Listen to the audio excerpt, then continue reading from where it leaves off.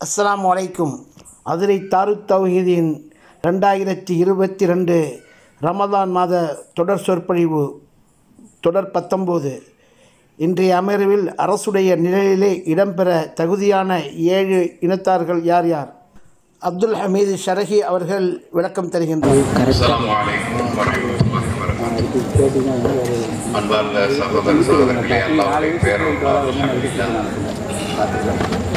இந்த கதருடைய இரவை நெருங்கிக் கொண்டிருக்கிற இரவு வரை அல்லாஹ்வுடைய பேரருளால் அழகான முறையிலே சிறந்த பயனுள்ள பல நிகழ்ச்சிகளை நடாத்தி அல்லாஹ்வுடைய வேதத்திலிருந்தும் அவனுடைய தூதருடைய வாழ்க்கை வழிமுறையிலிருந்தும் பல விஷயங்கள் நாம் கற்றுக்கொண்டிருக்கிறோம்.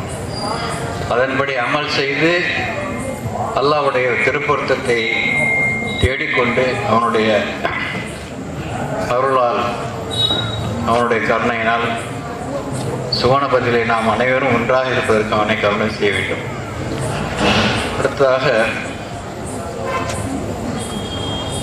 இன்றைய அமர்வுக்கு முன்னால் செல்வதற்கு முன்னால் ஒரு சில விஷயங்களை பகிர்ந்து கொள்ள ஆசைப்படுகிறேன். இவ்வளவு பெரிய இடத்தை நமக்காக, நம்முடைய நிகழ்ச்சிக்காக, மார்க்க சொற்பொழிவுக்காக ஒதுக்கி தந்த நல்லோர்களின் குடும்பத்தாருக்கும் அவர்களுடைய உறவினர்களுக்கும் அல்லாஹ் தஆலா பெருங்கிருபை செய்ய வேண்டும். அதற்காக நாம் அனைவரும் பிரார்த்தனை செய்ய வேண்டும். நேற்று ஒரு வியப்புக்குரிய ஒரு நிகழ்ச்சி எனக்கு நடந்தது. நாம் இவ்வளவு நேரம் இங்கே உட்கார்ந்து சொற்பொழிவு கேட்குறோம். நம்ம ஊரில் உள்ள மிகப்பெரிய ஒரு துரதிர்ஷ்டம் இந்த கொசு தொல்லை என்பது. கொசு தொல்லை எவ்வளோ கஷ்டப்பட்டு வலையடிச்சு வச்சாலும் உள்ளுக்குள்ள கொசு வந்துடும். இவ்வளோ பெரிய இடத்துல கொசுவே கிடைக்கல இவ்வளோ நாளா. அது நான் அவதானித்த ஒன்று. நேற்று இரவு நிகழ்ச்சியை முடிச்சுட்டு வெளியில போய் கொஞ்ச நேரம் பேசிட்டு இருந்த இந்த கோவை சகோதரர்களோட வெளியில போன உடனே ஆரம்பிச்சிருச்சு. கொஞ்ச நேரம் தான், நான் நிற்கவே மாட்டேன், கொஞ்ச நேரம் என்ன ஆரம்பிச்சிருச்சு. இவ்வளவு பெரிய இடத்துல ஒரு அஜீபாக இருக்கு, அதாவது வியப்பாக இருக்கிறது. அல்லாஹ் தஆலாவுடைய கருணையினால் கொசு தொல்லை இவ்வளவு பெரிய இடத்துல இல்லைங்கிறது. இன்றைய அமர்விலே நம்முடைய பாசத்துக்குரிய மௌலவி அப்துல் ஹமீது ஷரஹி அவர்கள் அர்ஷுடைய நிழலிலே இடம்பெறக்கூடிய 7 வகையினரை பற்றி அவர்கள் விரிவாக எடுத்து சொல்லியிருக்கிறார்கள். அவர்களை அழைக்கிறேன். அஸ்ஸலாமு அலைக்கும். வாங்க ஷேக். என்னையும் சேர்த்து கூப்பிட்றாங்க அப்படின்னு சொல்லி நினச்சி இதுக்கு இப்போ தெரியலையே. அப்போ எப்படி உங்களுக்கு கேட்காம இருக்கு?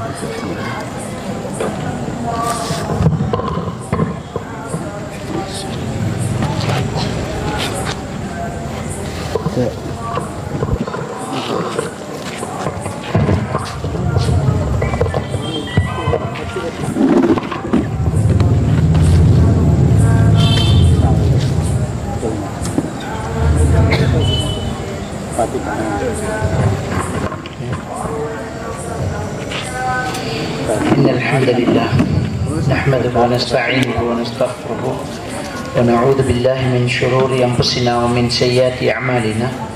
من يهده الله فلا مضل له ومن يضلله فلا هادي له. وأشهد أن لا إله إلا الله وحده لا شريك له وأشهد أن محمدا عبده ورسوله. يا أيها الذين آمنوا اتقوا الله حق تقاته ولا تموتن إلا وأنتم مسلمون. يا أيها الناس اتقوا ربكم الذي خلقكم من نفس واحدة وخلق منها زوجها وبث منهما رجالا كثيرا ونساء واتقوا الله الذي تساءلون به والأرحام إن الله كان عليكم رقيبا. يا أيها الذين آمنوا اتقوا الله وقولوا قولا سديدا يصلح لكم أعمالكم ويغفر لكم ذنوبكم ومن يطع الله ورسوله فقد فاز فوزا عظيما. أما بعد فإن أصدق الحديث كتاب الله وإن خير الهدي هدي محمد صلى الله عليه وسلم وشر الأمور محدثاتها وكل محدثة بدعة وكل بدعة ضلالة وكل ضلالة في النار. சர்வ புகழும் புகழ்ச்சியும் எல்லாம் வல்ல அல்லாஹ்வுக்கு சுப்ஹானஹு வ தஆலாவுக்கே, சலாமும் சலவாத்தும் ஸல்லல்லாஹு அலைஹி வஸல்லம் அவர்கள் மீதும், சஹாபாக்கள், தாபீன்கள், தபஅ தாபீன்கள், நல்லோர்கள் எல்லோர் மீதும் என்றென்றும் எப்போதும் உண்டாகட்டுமாக. அன்புக்குரிய அருமை சகோதரர்களே, சகோதரிகளே, ரமலானுடைய மாதத்தில் அல்லாஹ்வுடைய கட்டளைக்கு கட்டுப்பட்டு அல்லாஹ்வுடைய தூதர் ஸல்லல்லாஹு அலைஹி வஸல்லம் அவர்களுடைய வழிகாட்டுதலில் இணங்கி நம்மால் முடிந்தவரை நமக்கு கடமையான நோன்பையும் நோற்று உபரியான இரா தொழுகைகளையும் தொழுது முடிந்தவரை மார்க்கத்தை கற்றுக்கொள்வதற்காக இங்கு ஒன்று கூடுகிறோம். நம்முடைய எண்ணங்களை எல்லாம் அல்லாஹ் தூய்மைப்படுத்தி அதற்கான கூலியை அல்லாஹ் தஆலா தந்தல்வானாக. இன்றைய நாளில் நாம் பார்க்கக்கூடிய ஒரு விடயம், மறுமை நாளினுடைய மஹ்ஷர் வெளியின் ஒரு அனர்த்தமும், அந்த இடத்தில் அல்லாஹ் தஆலா பாதுகாப்பு கொடுக்கக்கூடிய ஒரு சில சாராரையும் பார்த்து நாமும் அவர்களில் ஒருவராக கண்டிப்பாக ஆக வேண்டும் என்ற ஒரு பேரவாவிலே தான் இந்த தலையங்கத்தை நாம் தேர்ந்தெடுத்திருக்கின்றோம். அன்புக்குரியவர்களே, அல்லாஹ் தஆலா மறுமை நாள் என்கிற ஒரு நிகழ்வை ஏற்படுத்துவான். அந்த மஹ்ஷர் வெளியிலே நாம் எல்லாம் ஒன்று திரள போகிறோம் அப்படி என்கிற ஒரு விஷயத்தை நாம் எல்லாம் ஈமான் கொண்டிருக்கின்றோம். அல்லாஹ்வுக்கு சுப்ஹானஹு வ தஆலா அவனுடைய திருமறையிலே சூரா அபஸ் என்கிற அந்த அத்தியாயத்திலே 33வது வசனத்திலே அல்லாஹ் தஆலா சொல்லி காட்டுறான், ஃபஇதா ஜாஅத்திஸ் ஸாஹ. அன்றைய நாளில் சூர் என்ற அந்த குழல் ஊதப்படுவதை அல்லாஹ் தஆலா சொல்லி காட்டும் போது அந்த யுகம் முடிவின் போது ஏற்படக்கூடிய பெரும் சத்தம், அதாவது ஒரு மனிதனுடைய செவிப்புலனை செவிடாக்கக்கூடிய அளவுக்கான ஒரு பெரிய ஒரு சத்தம், அந்த சத்தம் வரும்போது மக்கள் எல்லாம் அந்த மறுமையிலே மஹ்ஷர் வெளியிலே எழுப்பி நிறுத்தப்படுவார்கள். அந்த மஹ்ஷர் வெளி ஒரு தரை வழியாக, ஒரு தரையாக இருக்கும். உலகத்தில் ஆதம் அலைஹிஸ்ஸலாத்து வஸ்ஸலாம் அவர்கள் தொட்டு கியாமத் நாள் வரும்போது கடைசியாக அந்த சூர் ஊதப்பட்டு மரணிக்கக்கூடிய எல்லா மக்களும் அங்கு எழுப்பி நிறுத்தப்படுவார்கள். நபிகள் நாயகம் ஸல்லல்லாஹு அலைஹி வஸல்லம் அவர்கள் சொல்லி காட்டினார்கள், அன்றைய தினத்தில் மக்கள் நிர்வாணிகளாக, ஆடை அணியாதவர்களாக, காலிலே செருப்பு அணியாதவர்களாக, ஹத்னா செய்யப்படாதவர்களாக எழும்பி நிறுத்தப்படுவார்கள் என்று நபிகள் நாயகம் ஸல்லல்லாஹு அலைஹி வஸல்லம் அவர்கள் சொல்லி காட்டினார்கள். ஆயிஷா ரலியல்லாஹு தஆலா அவர்கள் நபிகள் நாயகம் ஸல்லல்லாஹு அலைஹி வஸல்லம் அவர்கள்ட்ட கேட்கின்றார்கள், யா ரசூலல்லாஹ், மறுமையிலே மக்கள் எல்லாம் நிர்வாணிகளாக எழுப்பப்பட்டால் ஒருவரை ஒருவர் பார்க்க மாட்டாரா என்று அன்றைய நாளில் ஆடை இல்லாமல் எழுப்பப்படுவோம் என்று சொன்னபோது அந்த பெண்மையின் வெட்கம் வெளியே வந்து இந்த கேள்வியை கேட்கிறான். பெருமானா ஸல்லல்லாஹு அலைஹி வஸல்லம் அவர்கள் சொன்னார்கள், லிகுல்லி இம்ரிஇம் மின்ஹும் யௌமஇதின் ஷஅனுன் யுக்னி. அன்றைய நாளில் ஒவ்வொருவருக்கும் அவரை பராக்காக்கக்கூடிய ஒரு விஷயம் நடந்துகிட்டு இருக்கும். இதையெல்லாம் கவனிக்கக்கூடிய அளவுக்கு அன்றைய நாளின் நிகழ்வுகள் அல்ல. அதையெல்லாம் கவனிக்காமல் ஒவ்வொரு மனிதனும் அல்லோலோ கல்லோலப்பட்டு கொண்டு தன்னுடைய விடயம் என்ன, எனக்கு என்ன நடக்கும், என்னுடைய தீர்வு என்ன என்று நபிமார்கள் தொட்டு அலறிக்கொண்டிருக்கக்கூடிய அந்த நாள் என்பதை பெருமானா ஸல்லல்லாஹு அலைஹி வஸல்லம் அவர்கள் சொல்லி காட்டினார்கள். நபிமார்கள் தொட்டு யா நஃப்ஸி யா நஃப்ஸி என்று நிற்கக்கூடிய ஒரு நாள். அந்த நாள் எல்லோரும் தன்னுடைய விடயத்தை மட்டுமே கவனித்துக் கொண்டிருப்பார்கள். சூரியன் ரொம்ப அருகிலே கொண்டு வந்து வைக்கப்பட்டுவிடும், ஒரு மைல் தூரத்தில் என்று நபிகள் நாயகம் ஸல்லல்லாஹு அலைஹி வஸல்லம் அவர்கள் சொல்லி காட்டினார்கள். சூரியன் அருகிலே கொண்டு வந்து வைக்கப்பட்டால் கடுமையான ஒரு வெயிலாக இருக்கும். அன்றைய நாளில் நிழலே இருக்காது. அந்த நாளிலே யௌம யஃபிருல் மர்உ மின் அஹி வ உம்மிஹி வ அபி வ ஸாஹிபத்திஹி வ பனி. அன்றைய நாளில் ஒவ்வொரு மனிதனும் தன்னுடைய சகோதரனை கண்டு ஓடக்கூடிய நாள். தன்னுடைய தாய் தந்தையரை கண்டு விரண்டு ஓடுவான். தன்னுடைய மனைவி தன்னுடைய பிள்ளைகளை கண்டு, பெண்கள் தன்னுடைய கணவன் தங்களுடைய பிள்ளைகளை கண்டு விரண்டு ஓடுவார்கள். அதிலே தான் அல்லாஹ் தஆலா அடுத்த வசனத்தை சொல்லி காட்டுறான், லிகுல்லி இம்ரிஇம் மின்ஹும் யௌமஇதின் ஷஅனுன் யுக்னி. அன்றைய நாளில் ஒவ்வொருவருக்கும் அவன் நிலையை நினைத்து பராக்காக்கக்கூடிய ஒரு விடயத்திலேயே மூழ்கி இருப்பான். அவன் நிலை மட்டும்தான் பார்க்கப்படுமே தவிர இது மனைவி, இது பிள்ளைகள், இது தம்முடைய தாய் தந்தை, இதையெல்லாம் காப்பாற்ற வேண்டுமேங்கிற எந்த உணர்வும் இருக்காது. அவ்வளவு கடுமையான ஒரு அனர்த்த நாள் அந்த நாள். இந்த உலகத்தில் எப்பேற்பட்ட ஒரு பிரச்சனை வந்தாலும், எவ்வளவு பெரிய ஒரு விஷயம் நடந்தாலும் ஓடிப்போய் என் பிள்ளைக்கு என்ன ஆயிற்று, என் பிள்ளையை பாதுகாக்க வேண்டும் என்று எரியிற வீட்டுக்குள்ளேயே, அந்த நெருப்பு எரிஞ்சு கொண்டிருக்கக்கூடிய வீட்டுக்குள்ளேயே ஓடி போகக்கூடிய பெற்றோர்களை இன்று நாம் பார்க்கிறோம். தன்னுடைய பிள்ளை மேலே எதுவும் ஆபத்து வந்துடக்கூடாது அப்படிங்கிறதுக்காக அந்த பிள்ளைக்கு மேலேயே விழுந்து இடிபாடுகளுக்குள் அந்த பிள்ளையை காப்பாற்றி கொன்ற எத்தனையோ செய்திகளை நாம் கேட்கின்றோம். சிரியாவினுடைய அந்த இடிபாடு கட்டடத்துக்குள் கட்டடங்களை எல்லாம் நீக்கி கற்களை எல்லாம் அகற்றி அதற்குள்ளே இருந்த மையத்துக்களை எடுத்துக்கொண்டிருக்கிறார்கள். ஒரு முஸ்லிம் பெண்மணி மரணித்திருக்கிறார். ஆனால் அந்த கட்டடத்துக்குள் அவருடைய வயிற்றுக்குள்ளேயே ஒரு குழந்தை நசுபடாமல் இருப்பதற்காக தன்னுடைய உடலை கேடயமாக்கி கையிலே இருந்த ஒரு போனிலே, மகனே நீ எப்போதாவது உயிரோடு இருந்தால் இந்த தாய்க்காக பிரார்த்தனை செய் என்ற ஒரு மெசேஜும் எழுதப்பட்டு அந்த தாய் உயிர் நீத்து அந்த குழந்தை உயிரோடு மீட்கப்பட்ட செய்தியை பல ஆண்டுகளுக்கு முன்னால் நாம் பார்த்திருந்தோம். அந்த அளவுக்கு தன்னுடைய குழந்தைக்காக உயிரை கொடுத்து அந்த தாய் செய்த தியாகத்தை பார்க்கிறோம். இந்த உலகத்திலே தான் சுனாமி அனர்த்தத்தின் போது, சுனாமி அடித்து 2 நாட்கள் ஆகிவிட்டது. இடிபாடுகளுக்குள் கடற்கரை பிரதேசங்களில் ஜனாசாக்களை எடுத்துக்கொண்டிருக்கிறோம். மருதமுனை என்ற ஒரு ஊர், எங்களுடைய ஊர்லேருந்து ஒரு 20-25 கிலோமீட்டர் தள்ளி அந்த ஊரிலே போய் ஜனாசாக்களை எடுத்துக்கொண்டிருக்கிறோம். கட்டட இடிபாடுகள், மண்ணுக்குள் புதையுண்டது, இப்படியாக ஜனாசாக்களை எடுத்துக்கொண்டிருக்கிறோம். அப்போது ஒரு பெண்மணியினுடைய ஜனாசா, அந்த ஜனாசாவை பார்த்தால் ஒரு கையை நீட்டி விரலை இந்த ஒரு திசையில் சுட்டி காட்டிக்கொண்டே அந்த மையத்தை அப்படியே இருக்கிறோம். இப்போ நாங்கள்லாம் அந்த மையத்தை எடுக்கும்போது அந்த இடத்தில் நின்ற ஒருத்தன், இவ எதையோ அந்த காட்டுறாடா, அந்த பக்கம் போய் பாருங்க அப்படின்னு சொல்றாங்க. மெய் சிலிர்த்து போனது. அந்த பெண் கை நீட்டி அந்த திசையில் போனால் ஒரு குழந்தை மரணித்து இருக்கிறது. இப்படியெல்லாம் அந்த மரணிக்கிற நேரத்தில் கூட தன்னுடைய குழந்தை, தன்னுடைய மனைவி, தன்னுடைய கணவன் என்றெல்லாம் இங்கு நாமெல்லாம் அந்த பாசத்தை வெளிப்படுத்துகிறோம். ஆனால் அல்லாஹ் தஆலா இந்த சுனாமியை விட அனர்த்தமாக, ஒரு கட்டட இடிபாடை விட அனர்த்தமாக அந்த மறுமை நாளை சொல்லி காட்டுகிறான். அன்றைய நாளில் நீங்கள் விரண்டோடுவீர்கள், சுயநலம் மட்டும்தான் இருக்கும். அல்லாஹ் தஆலா சூரா அல்-மஆரிஜ் 10வது வசனத்திலே சொல்லி காட்டுறான், வலா யஸ்அலு ஹமீமுன் ஹமீமா. இந்த உலகத்திலே இருக்கும்போது அனுதாபம் காட்டி பாசம் காட்டக்கூடிய எந்த ஒரு நண்பனும் இன்னொரு நண்பனிடம் அனுதாபம் காட்டி எதையுமே விசாரிக்க மாட்டான். உற்ற நண்பனை பார்த்து உனக்கு என்னடா ஆச்சு, உன் நிலைமை என்ன அப்படின்னு விசாரிக்க மாட்டான். யுபஸ்ஸரூனஹும் யவத்துல் முஜ்ரிமு லவ் யஃப்ததி மின் அதாபி யௌமஇதின் பிபனி.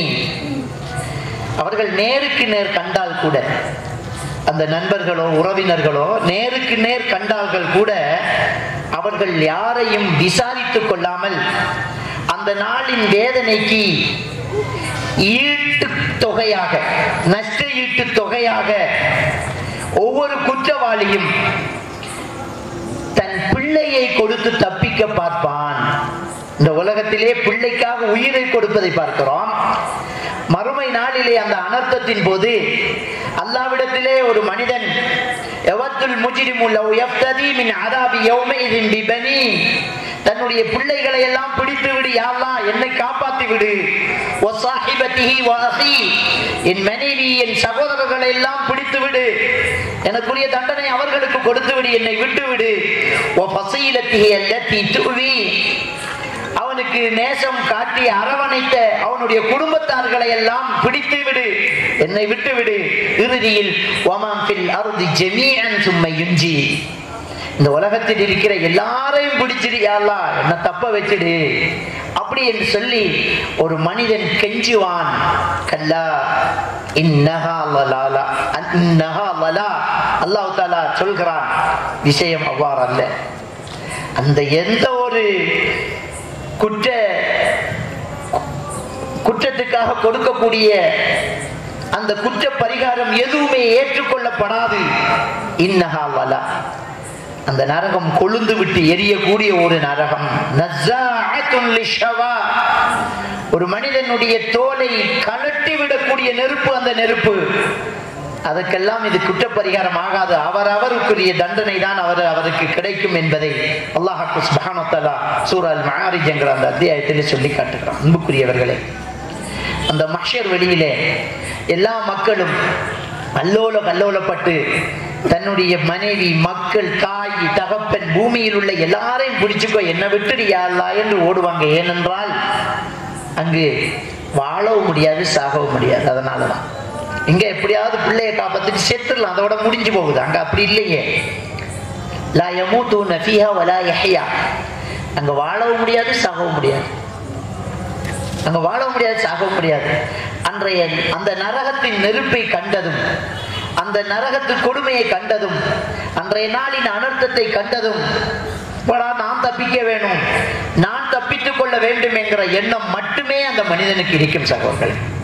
இதுதான் அன்றைய நாளினுடைய ஒரு அனர்த்தம், அன்றைய நாளினுடைய நிலை. இந்த நாளிலே சூரியன் வேறு அருகில் இருக்கும். கடுமையான வெயில் கொடுமையில் மக்கள் எல்லாம் தவித்துக் கொண்டு அல்லோல கல்லோலப்பட்டு ஓடி திரிவார்கள். கேள்வி கணக்கை ஆரம்பிக்க சொல்லி, இன்றைய நாளில் இப்படியே நிற்பதா, கேள்வி கணக்கை ஆரம்பிக்கட்டும் என்று சொல்லி எல்லா நபிமார்களிடத்திலும் இந்த மக்கள் ஓடுவார்கள். அந்த நபிமார்கள் எல்லாம், நான் எப்படி அல்லாஹ்விடம் கேட்க முடியும்?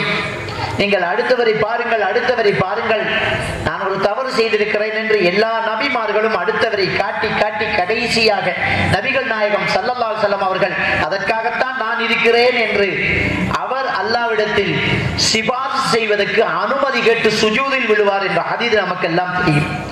நபிமார்களே எங்களால் முடியாது என்று சொல்லக்கூடிய அன்றைய நாள் எவ்வளவு கடுமையான ஒரு நாள் என்பதை நாங்கள் எல்லாம் புரிந்து கொள்ள வேண்டும். கடுமையான வெயில் இருக்கும், நிழல் இருக்காது. இந்த ஒரு மஹ்ஷர் வெளியின் போதுதான், இந்த ஒரு கடுமையான அந்த நாளிலே தான் அல்லாஹ்வுடைய தூதர் ஸல்லல்லாஹு அலைஹி வஸல்லம் அவர்கள் சொன்னார்கள், சபஅத்துன் யுலில்லுஹுமுல்லாஹு ஃபி லில்லிஹி யௌம லா லில்ல இல்லா லில்லுஹு. அவன் நிழல் தவிர வேறு எந்த நிழலும் இல்லாத நாளில் 7 தன்மை கொண்டோர்களுக்கு அல்லாஹ் தஆலா நிழல் கொடுக்கிறான் என்று சொல்கிறார்கள். அல்லாஹ்வின் நிழல், அரிசி நிழல் என்று அந்த ஹதீஸில் வரவில்லை, சொல்கிறார்கள் அது அரிசி நிழல் என்று. நம்ம எல்லாம் சொல்லும் போது மறுமையில் அரிசி நிழல் அப்படியம்பா. ஹதீஸில் என்ன வருதுன்னா, சபஅத்துன் யுலில்லுஹுமுல்லாஹு ஃபி லில்லிஹி யௌம லா லில்ல இல்லா லில்லுஹு. அவனுடைய நிழலை தவிர வேறு எந்த நிழலுமே இல்லாத அந்த மறுமை நாளில் அல்லாஹ் பின்வரும் 7 தன்மைகள் கொண்டவர்கள், 7 பேர்கள்ல இந்த செயற்பாடில் ஈடுபட்ட 7 சாரார் எத்தனை கோடி பேராக இருந்தாலும் சரி அல்லாஹ்வுடைய நிழல் கிடைக்கும் என்றால், அன்றைய நாளில் நிழல், அதுவும் அல்லாஹ்வினுடைய நிழல். அதான் பொறுமதி. ஒரு பொறுமதி எப்ப தீர்மானிக்கப்படும் தெரியுமா? தேவை இருக்கும் போது, கிடைக்கும் போது அது பெரிய பொறுமதி தான். ஒரு பண்டிகை, ஒரு பெரிய ஒரு கல்யாண நாள், அது ஒரு பெருநாள் நாள், நம்ம எல்லாம் வீட்டுல ஆடு வெட்டி, கிடா வெட்டி, பெரிய ஒரு சாப்பாடு போட்டீங்க. அப்போ பக்கத்துல இருந்து ஒரு சாப்பாடு வருது. அந்த சாப்பாட்டை சில நேரம் திறந்தே பார்க்காம இருப்பேன். ஏன்னா அதை விட பெருசுல மட்டும் இருக்குது. மழை பெஞ்சு கொட்டனை கொட்டி தண்ணியா ஓடிட்டு இருக்கிற நேரத்துல ஒரு தண்ணி போட்டல் பொறுமதி கிடையாது. பொறுமதியாக இருக்கும் போது, கொடுக்கும் போது அது ரொம்ப பொறுமதி. தேவைப்பட்டுட்டு தவிச்சுக்கிட்டு இருக்கும் போது ஒரு பிடி அரிசி பொறுமதியா இருக்கும். பசிச்சுக்கிட்டு தாகிட்டுக்கிட்டு இருக்கிறவனுக்கு ஒரு மடல் தண்ணீர் பொறுமதியாக இருக்கும். அதான் சொல்லுவாங்க, நிழலின் அருமை வெயிலில் தெரியும் என்று. அதான் நிழல் அருமை அந்த வெயிலில் தெரியும். அல்லாஹ் கொடுக்கக்கூடிய இந்த பாக்கியம், அந்த நிழல் இருக்கிறதே, அது ரொம்ப பொறுமதியா இருக்கு. அல்லாஹ்வின் நிழல்னா எவ்வளவு சொகுசா இருக்கீங்க, கொஞ்சம் சிந்திச்சு பாருங்க. அல்லாஹ் கொடுக்கக்கூடிய நிழல் என்றால் அது எவ்வளவு பொறுமதியாக இருக்கும். சாதாரண நம்ம நிழல் மாதிரியா? நிழலா இருக்கும், ஆனா வேர்த்து கொட்டும். அல்லாஹ்வுடைய நிழல் அப்படி இருக்காது. அந்த நிழல் ரொம்ப ஒரு சொகுசாக இருக்கும். இந்த வெயில் பக்கத்துல சூரியன் கொண்டு வந்து வைக்கப்பட்டு மக்கள் எல்லாம் அல்லோல கல்லோலப்பட்டு இருக்கும் போது அல்லாஹ்வுடைய நிழல் கிடைக்கிறது என்றால் எவ்வளவு பெரிய பாக்கியம். நானும் நீங்களும் அதுக்காக துஆ செய்ய வேண்டும். அல்லாஹ் எனக்கு வந்த பாக்கியத்தாயா அல்லாஹ். இதை கடந்து போகாம வாழ முடியாது. இந்த நாளில் இந்த மஹ்ஷரை நானும் நீங்களும் நமக்கு முன்னால் மரணித்தவர்களும் பின்னால் பிறக்க போகக்கூடியவர்களும் சந்திச்சுதான் ஆகணுங்க. அல்லாஹ் தஆலா நமக்கு அந்த பாக்கியத்தை தரணும். அந்த நிழல்ல நம்ம நிக்கணும். அன்றைய நாளின் அந்த கடுமையான வெயிலில நம்ம எல்லாம் பரிதவிக்க கூடாது. அல்லாஹ் தஆலா எனக்கும் உங்களுக்கும் நம்முடைய பெற்றோர்களுக்கும் மூதாதையர்களுக்கும் நம்முடைய வாரிசுகளுக்கும் அந்த நிழலை தர வேண்டும். ஆனா நம்ம யோசிக்கிறோம், ஹதீதுகளை கேட்கும் போது குர்ஆனை ஓதும் போது ஓடுவாங்களாமே, யௌம யஃபிருல் மர்உ மின் அஹி, ஓடுவாங்களாமே. நான் ஓடுவேனா? என்ன விட்டு என் தகப்பன் ஓடுவானா? என்ன விட்டு என் மனைவி ஓடுவாளா? அப்படியா இருக்கும்? என்ன பண்றது என்ற ஒரு கேள்வி நமக்குள்ள வரும். கண்டிப்பாக அந்த நிழலில் ஒதுங்க முடியும். ஆனா நம்ம அதை கொஞ்சம் உற்று கவனிக்கணும். என்ன அல்லாஹ் தஆலா சொல்லி காட்டுறான்? முதல்ல அல்லாஹ் தஆலா சொல்றது இமாமுன் ஆதில். முதலாவது யார் தெரியுமா? நீதம் செலுத்தக்கூடிய ஒரு இமாம். இமாம்னா ஒரு ஆட்சியாளர். நீதம் செலுத்தக்கூடிய ஒரு இமாம். ஏன் அவருக்கு மட்டும் அந்த பாக்கியம் என்றால், அதே மாதிரி அல்லாஹ் தஆலா ரசூலுல்லாஹி ஸல்லல்லாஹு அலைஹி வஸல்லம் சொன்னாங்க, நாளை மறுமையில் 3 பேரை அல்லாஹ் ஏறெடுத்து பார்க்க மாட்டான், அவர்களோடு பேச மாட்டான், அவர்களை பரிசுத்தப்படுத்த மாட்டான் அப்படின்னு 3 பேரை சொல்றான். அது யார் தெரியுமா? பொய் சொல்லக்கூடிய இமாமங்க, பொய் சொல்லக்கூடிய தலைவர். அதுக்கு அடுத்தது யாரு? வயசு போய் விபச்சாரம் செய்தவர். மூன்றாவது யாரு? ஏழையா இருந்தும் பெருமை அடிக்கிறவங்க. சாதாரண குற்றம் கிடையாது. ஏழையா இருந்தா பெருமை அடிக்கிறது. அல்லாஹ் வந்து தனக்கு அருள் செய்யலன்னு நிராகரிக்கிறதுக்கு சமம். அப்ப இந்த 3 சாராரும் அல்லாஹ் தஆலா பரிசுத்தப்படுத்த மாட்டான். அதுல யாரே ஒருத்தர், முதலாவது பொய் சொல்லக்கூடிய அரசன். அங்க நீதம் செலுத்தக்கூடிய அரசனுக்கு அல்லாஹ் தஆலா அவ்வளவு கொடுக்கிறான். ஏன் அது? கொஞ்சம் யோசிச்சு பாருங்க. அவன் யாருக்கு கனவு கொடுக்கணும்? எல்லாத்துக்கும் மேல ஒரு தலைவரா இருக்கிறான். அவன்கிட்ட யாருமே கணக்கு கேட்க முடியாது. அவன் என்ன பண்ணாதான் உங்களுக்கு என்ன தெரியும்? அவன் வச்சுக்கலாம், கொடுக்கலாம், அவன் வந்து கொஞ்சமா கொடுக்கலாம், கூட கொடுக்கலாம், அவனும் எடுக்கலாம். அவனை கேள்வி கேட்க யாருமே இல்லையே. அந்த நிலையில் அவன் பயந்து பயந்து சரியாக செய்கிறான். தப்பு நடந்துடக்கூடாது, நமக்கிட்ட இந்த பணம் வந்துடக்கூடாது என்று நீதம் செலுத்துறான். கண்டிப்பாக அவன் ஒரு சக்திக்கு பயப்படுகிறான். கணக்கு காட்ட வேண்டிய அவசியம் ஒண்ணு கிடையாது. நம்ம ஒரு அமைப்பு இருக்கிறோம், அதுல ஒரு வருமானம் வருது, ஒரு வசூல் வருது, அதுல வந்து சேவைகள் செய்யறவன் அந்த கணக்காளர் அடுத்த மீட்டிங்ல கணக்கறிக்கை சமர்ப்பிக்கணும். போன மாசம் வந்து 1,20,000 ரூபாய் வந்துச்சு, அதுல இந்த ஏழைகளுக்கு அரிசி கொடுத்தது இவ்வளவு, நம்ம நிர்வாக செலவுல இவ்வளவு எடுத்திருக்கிறோம், கணக்கு கொடுக்கணும். அவரு 1 ரூபா மிஸ் ஆகக்கூடாது. அதுக்கு பயந்து அவர் செய்கிறார். ஆனா இமாமுன் ஆதில் என்றால் ஒரு தலைவர், அவன் யாருக்கு கணக்கு காட்டணும்? தேவையில்லையே. உமர் ரலியல்லாஹு தஆலா ஒரு கலீஃபாவா வாழ்றாருங்க. ஒரு கலீஃபாக வாழ்றார். எத்தனை அவருடைய காலத்துல, ஆட்சி காலத்துல எத்தனை பகுதிகள் பக்கத்தில் இருக்கக்கூடிய நாடுகள் எல்லாம் அப்படியே இஸ்லாத்துக்கு வருது. யுத்தங்கள் நடக்குது, கைப்பற்றப்படுறாங்க, அவர்களுடைய சொத்துக்கள் எல்லாம் துறை சேரிக்கு வருது, ஜக்காத்துகள் கொடுக்கப்படுது, எவ்வளவு பணம் பெருமாறப்படுது. உமர் ரலியல்லாஹு தஆலா அவர்களை திட்டம் திட்டி சுபஹ் தொழுகைக்காக சஃப்ல நின்று தக்பீர் கட்டினதும் அபுல் அல் மஜூசி அப்படியே கத்தியால குத்துறாங்க. விலா எலும்பு, அடிவயிறு, இந்த நெஞ்சு பகுதியில அப்படியே குத்துறாங்க. 3 குத்து. தக்பீர் கட்டினாருங்க. சுபஹ் தொழுகைக்காக மக்கள் நிக்கிறாங்க. அந்த பள்ளிவாசல்ல நடந்த சம்பவத்தை பாருங்க. உமர் ரலியல்லாஹு தஆலா அவர்கள் சஃப்புகளை எல்லாம் அப்படி சரி செய்து விட்டு நடந்து அப்படியே வந்துட்டு சஃப்புகளை சீர் செய்துட்டு நிக்கிறாங்க. சரி, அவனுக்கு பின்னாடி ஆடைக்குள்ள வாளை மறைச்சு வச்சுக்கிட்டு, கத்தியை மறைச்சு வச்சுக்கிட்டு அபுல் அல் மஜூஸ் ஃபைருஸ் என்று சொல்லக்கூடியவன் அவன் வந்து நிக்கிறான். சரியாக அவருக்கு பக்கத்திலேயே அப்துல் ரஹ்மான் இப்னு அவுஃப் ரலியல்லாஹு தஆலா அவங்க நிக்கிறாங்க. அதுக்கு பின் சஃப்ல இப்னு அப்பாஸ் ரலியல்லாஹு தஆலா அவங்க நிக்கிறாங்க. புகாரியில வரக்கூடிய ஹதீஸ், நபிகள் நாயகம் உமர் ரலியல்லாஹு தஆலா அவர்கள் போய் நின்று அல்லாஹு அக்பர் என்று தக்பீர் கட்டினாங்க. அப்படியே குத்து நடந்துருச்சு. குத்திட்டு திரும்பி ரெண்டு பக்கம் அவன் வெளியே போறதுக்காக யாரும் நம்மளை தாக்கக்கூடாதுன்னு இப்படியே குத்திக்கிட்டே போறான். அந்த இடத்துலயே கிட்டத்தட்ட 7 பேர் மரணிச்சுட்டாங்க. ஒருவர் தன்னுடைய தலையில சுத்தி இருந்த துணி தலப்பாகையை கலட்டி அவன் முகத்துல வீச, அவன் அதுக்கு மேல நம்ம தப்பிக்க முடியாதுன்னு அவனையே அவன் அறுத்துக்கிட்டு அவனும் சூசைட் பண்ணிக்கிட்டான். உமர் ரலியல்லாஹு தஆலா அவர்கள் குத்து விழுந்த உடனேயே அக்கலனி கல்ப், என்னை நாய் தின்று விட்டது அப்படி என்று அப்படியே உட்கார்றாங்க. இவ்வளவு நடந்திருக்குது. சுபஹ் தொழுகைக்காக மக்கள் வந்த அந்த எண்ணிக்கை எப்படி இருக்கு தெரியுமா?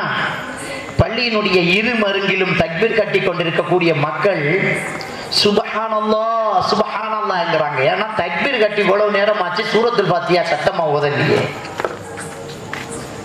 எந்த அளவுக்கு மக்கள் சுபஹ் தொழுகைக்கு வந்திருப்பாங்க. ரஹ்மான் இப்னு அவுஃப் ரலியல்லாஹு தஆலா அவர்களை தொழுகை நடத்துமாறு சைக்கினை செய்கின்றார்கள். சின்ன சின்ன சூறாவை ஓதி அவசரமாக தொழுகை நடத்தி முடிக்கப்படுகிறது. உமர் ரலியல்லாஹு தஆலா அவர்களிடம் ஓடுகிறார்கள். இப்னு அப்பாஸ் ரலியல்லாஹு தஆலா அவர்கள் போக, என்னை குத்தியவன் யார் என்று பார் என்று சொன்னார்கள். ஓடி போய் பார்த்துவிட்டு அபுல் உல் அல் மஜூசி ஒரு நெருப்பு வணங்கி, அப்போது உமர் ரலியல்லாஹு தஆலா அவர்கள் சொன்னார்கள், அவர்களுக்கு நான் நல்லதுதானே செஞ்சேன், நான் என்ன குற்றம் செஞ்சேன் என்று சொல்லிட்டு சொன்னார்கள், ஒரு முஸ்லிமினுடைய கையினால் என்னுடைய உயிருக்கு பங்கம் விளைவிக்காமல் வைத்து அல்லாஹ்வுக்கே எல்லா புகழும் பண்ணிட்டான். அவருடைய ஆட்சியின் திறமை என்னன்னா, ஒரு முஸ்லிமே என்னை கொல்லுதுன்னு சொன்னா நான் நீதமா ஆட்சி செலுத்தலன்னு அர்த்தம். அப்ப அவருடைய கவலை என்ன, குத்தியவும் முஸ்லிமா இல்லல்ல அல்ஹம்துலில்லாஹ் அப்படிங்கிறாங்க. அவரை கைத்தாங்கலாக வீட்டில் கொண்டு வந்து வைக்கப்படுது. உமர் ரலியல்லாஹு தஆலா அவர்கள் என்ன நிலையில இருக்கிறார்கள் என்று பார்ப்பதற்காக வைத்தியர்கள் வரவழைக்கப்படுறாங்க. அவர் ஈச்சம்பழத்தை கரைச்சி அந்த கொண்டாந்து கொடுக்குறாங்க. அவர் குடிக்கிறாரு. அது வயிற்று வழியா கருப்பாவே வெளியில வருது. அது ரத்தமா ஈச்சம்பழம் தானான்னு தெரியல. பால் கொண்டு வாங்கப்பாங்கிறாரு. பாலை குடிக்கிறாங்க. உமர் ரலியல்லாஹு தஆலா அவர்கள் அது வெளியில வந்துட்டு தப்பிக்கிறதுக்கான வாய்ப்பு இல்லைங்கிறாரு. உமர் ரலியல்லாஹு தஆலா அவர்கள் சொன்னார்கள், எனக்காக பொய் சொல்லாமல் விட்டீங்களே, அந்த வகையில் நீங்கள் சரியா இருக்கிறீங்கிறாங்க. உமர் ரலியல்லாஹு தஆலா அவர்கள் செய்த நசீஹத்து என்ன தெரியுமா? 2 நசீஹத்து செய்றாங்க. முதல்ல தன்னுடைய மகனை கூப்பிடுறாங்க, அப்துல்லா அப்படின்னு கூப்பிடுறாங்க. அப்துல்லா இப்னு உமர் ரலியல்லாஹு தஆலா அவர்கள் ஓடி வந்து, தந்தையே, உமர் ரலியல்லாஹு தஆலா அவர்கள் சொன்னார்கள், வாப்பா எவ்வளவு கடன் கொடுக்க வேண்டி இருக்கிறது, உடனடியாக கணக்கு மேசைக்கு வர வேண்டும். நான் எவ்வளவு கடன் கொடுக்க வேண்டும் பாருங்கள்ங்கிறாங்க. இவ்வளவு திரைசேரியில பணம் சேர்ந்து ஜக்காத்து கொடுக்கப்பட்டிருக்கிறது. அவர் ஒரு ஆட்சியாளர், ஒரு ஹலீஃபா. அப்பதான் மக்களுக்கு தெரியும் இவர் கடன் கொடுக்க வேண்டி இருக்கிறது. கடனை பாருங்க அப்படின்னா கிட்டத்தட்ட 70,000க்கு மேல, 70,000 திர்ஹம், அதுக்கு மேல ஒரு எண்ணிக்கை. அதை சொல்றாங்க உமர் ரலியல்லாஹு தஆலா அவர்களிடம். அந்த கடனை கொடுக்கிறதுக்கு யாராருக்கிட்ட நீங்க உதவி எடுக்க வேண்டும் அப்படி என்று சொல்லி சொல்றாங்க. நம்ம கோத்திரம், அடுத்தது குறைஷி கோத்திரம், அதுக்கு மேல பெய்திடாதீங்க, அதுக்குள்ள எடுத்து எப்படியாவது கொடுத்துடுங்கிறாங்க. அவர்கள் நசீஹத்து செய்யற விதத்தை பாருங்க. அதுக்கப்புறம் உமர் ரலியல்லாஹு தஆலா மகனை கூப்பிட்டு அனுப்புறாங்க ஆயிஷா நாய் வீட்டுக்கு.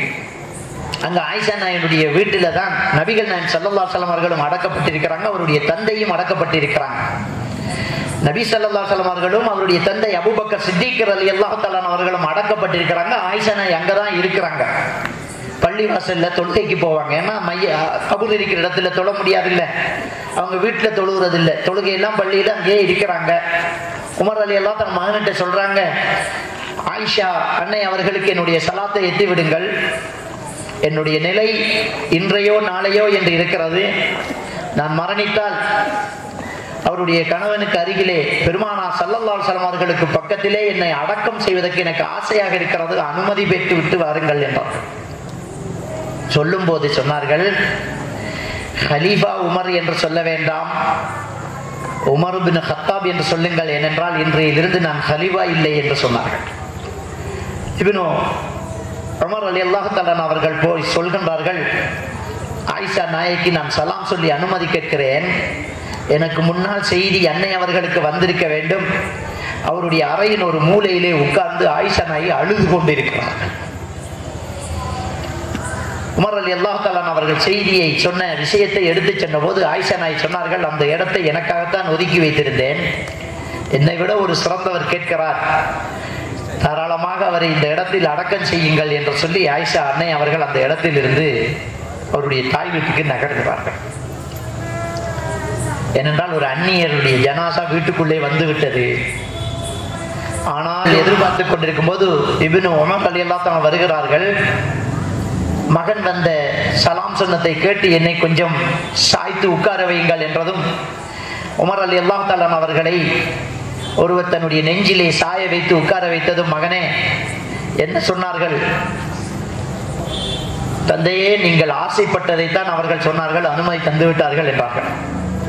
அப்போது சொன்னார்கள், ஜனாசாவை கொண்டு போகும்போது வெளியிலேயே என்னுடைய ஜனாசாவை வைத்துவிட்டு நீ மட்டும் மீண்டும் ஒரு முறை உள்ளே போய் சலாம் சொல்ல வேண்டும். ஏனென்றால் என்னுடைய மனசு நொந்துவிடக் கூடாது என்பதற்காக அனுமதி தந்திருக்கலாம். அப்புறமும் திரும்பவும் கேட்டு மறுபடி அனுமதி தந்தால் தான் அடக்கம் செய்ய வேண்டும், இல்லை என்றால் எல்லோரும் அடக்கம் செய்யப்பட்ட அந்த ஜன்னத்துல் பக்கையிலே தான் என்னுடைய ஜனாசா அடக்கம் செய்யப்பட வேண்டும் என்றார்கள். எவ்வளவு ஒரு நீதமான ஒரு ஆட்சியாளர்! தன்னுடைய அதிகாரத்தை பயன்படுத்தி தன்னுடைய ஜனாசா அங்கு அடக்கப்பட வேண்டும், உடனே அவரை வெளியேற்றி என்று சொல்லவில்லை. தனக்கு இருக்கக்கூடிய கடனை அரசாங்கத்தின் நிதியிலிருந்து எடுத்துக் கொடுங்கள் என்று சொல்லவில்லை. எவ்வளவு ஒரு நிலையை பயத்து மரணித்ததுக்கு பிறகும் திரும்பவும் அனுமதி கேளுங்கள் என்று கேட்ட ஒரு நீதமான ஒரு ஆட்சியாளர் உமர் அவர்கள். இவர்களுக்கெல்லாம் இப்படியான நீதமான ஆட்சியாளர்கள். அது மட்டுமில்ல, நமக்கிட்ட ஒரு பொறுப்பு தரப்பட்டால் அந்த விஷயத்தில் நாம் ஒரு இமாம். என்னை யாருமே கேள்வி கேட்க முடியாது, ஆனால் நான் பயப்படுகிறேன். என்னிடத்திலே ஒருவர் ஒரு குறிப்பிட்ட பணத்தை தருகிறார், இதை ஏழைகளுக்கு கொடுத்து விடுங்கள் என்று. தந்ததுக்கும் ரிசீது கிடையாது, நான் போய் கொடுக்கிறதுக்கும் உங்களுக்கு ரிசீது காட்டுறதில்லை. ஆனால் நான் அந்த பணத்தை தொடாமல் அதை அவ்வளவையும் ஏழை மக்களுக்கு கொடுத்து விட்டால் அது அல்லாஹ்வின் அச்சம். அல்லாஹ்வின் அச்சம் மட்டும் அங்கே இல்லை என்றால் என்னுடைய பாட்டுக்கு அதிலே கை வைக்க தொடங்குவேன்.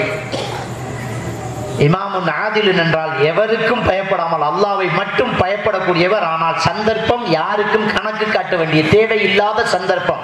அந்த சந்தர்ப்பத்தில் நீதியாக நடந்து கொண்டால் அல்லாஹ் தஆலா அந்த நிழலிலே அவரை அழைத்துக் கொள்கிறார். இது ஒரு சாரா.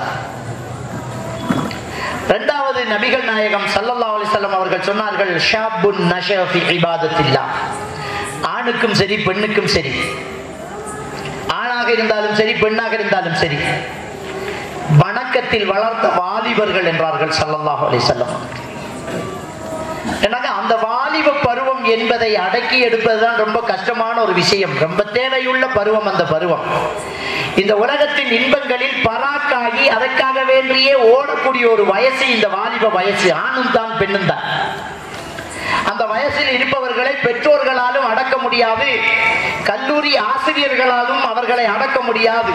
அவர்களா கட்டுப்பட்டுக்கிட்டதான். அவங்க அந்த அளவுக்கு பலம் கொண்டவர்கள். யாருக்கும் அடங்காத ஒரு பருவம் அந்த பருவம். முறுக்கேடிய ஒரு பருவம். நினைத்ததை சாதித்தே விடுவேன் என்று சவால் விடக்கூடிய ஒரு பருவம் அந்த பருவம். அந்த பருவத்தில் வணக்கத்தில் ஈடுபட்டால், அதுலயும் பாருங்க, வாலிபம் என்பதை ஷாபுன் நஷஅ ஃபி இபாதத்தில்லாஹ்ங்கறாங்க. வளர்ந்ததே வணக்கத்தில் என்கிறாங்க. வணக்கத்திலேயே வளர்ந்துறார். அவருக்கு சதா வணக்கம் செய்ததான் அவருடைய முதல் வேலை. கைமுக்கு தொழுதுருவாரு, முன்பின் சின்ன தொழுறாரு, குர்ஆன் ஓதுறாரு, திக்ர் செய்றாரு.